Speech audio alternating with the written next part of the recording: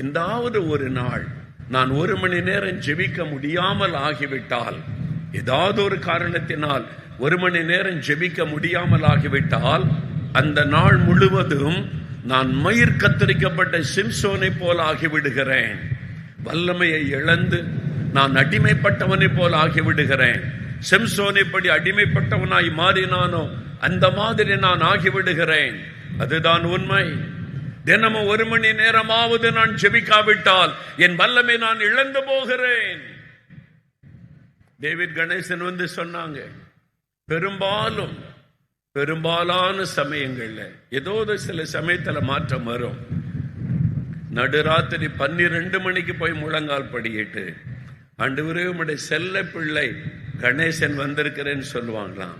இவ்வளவு சந்தோஷம் இல்லை?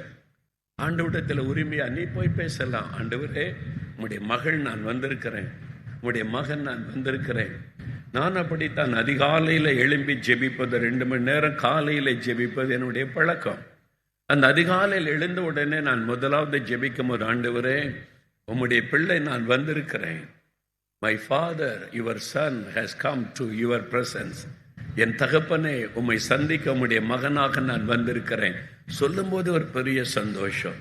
நீங்க அவருடைய பிள்ளைகள், என் குமாரரும் குமாரத்திகள். ஆண்டவர் சொல்லுகிறார், நீங்கள் ஜெயம் பெற்றவர்களாய் இருக்கும் பொழுது நான் உங்கள் தேவனாய் இருப்பேன். நீங்கள் என் குமாரரும் என் குமாரத்திகளுமாய் இருப்பீர்கள்.